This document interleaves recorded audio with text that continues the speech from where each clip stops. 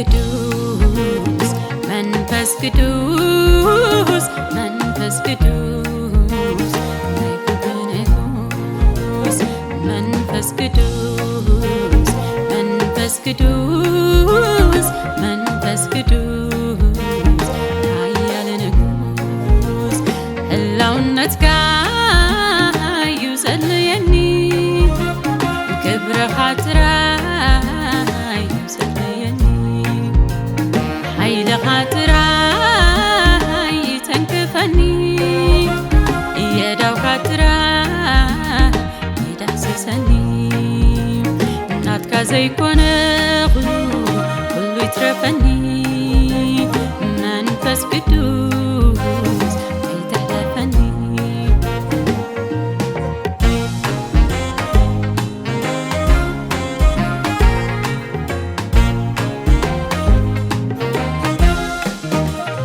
ህላውነትካ ዘይብሉ ቦታ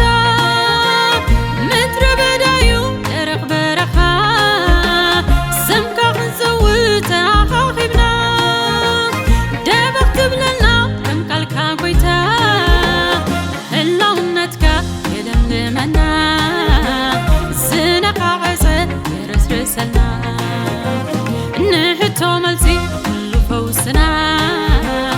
ህላውነትካ መንፈስካ ጥራዩ ለውጢ ዘምጽእ ትርጉም ካብና ንኹሉ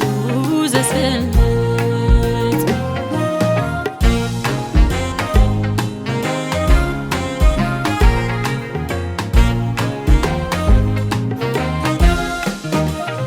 ኣይ ብሓይለይን ብኽለተይን ዝምካሓሉ ገለ ይብለይን መንፈስካ ግና ምስተንከፈኒ እንካል ሰብ ኸውን ይልውጠኒ እንካብ ጐዳ ጉደይ ይመንዝዓኒ ሓይለይ ይሕደስ ደው የብለኒ ምድራውነተይ ይረስዓኒ በሓድሽ ክብሪ ተስፋኒ መንፈስካ ጥራዩ ዝለውጥ ዘሕይን ከከም ዘድልየና ውሽጥና ዝበስሕ ኣነ ከዓ በቲ ኣምልሕለይ ዘሎ ኢድ እግዚኣብሔር ኣምላኸይ በርታኹ ኣነ ከዓ በቲ ኣምልሕለይ ዘሎ ኢድ እግዚኣብሔር ኣምላኸይ በርታኹ ሓያልኩ ከም ፈርስ እንተሒዘ ወፃኹ ከም ንስሪ ንላዕሊ ደየብኩ ከም ንስሪ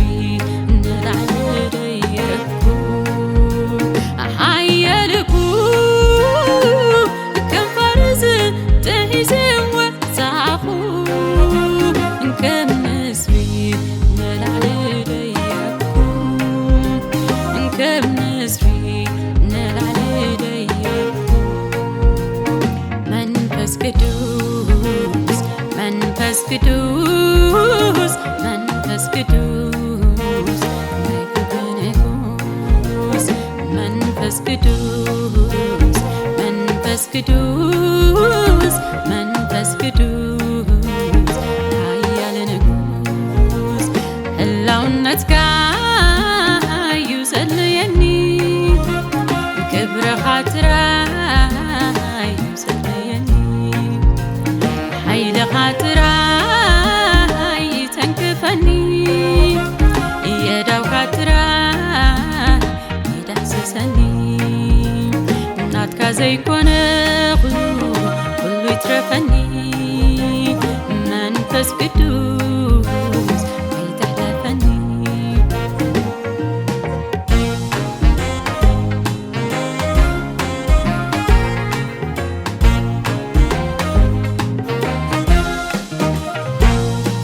abdi መንፈስ ካብ ዘለዎ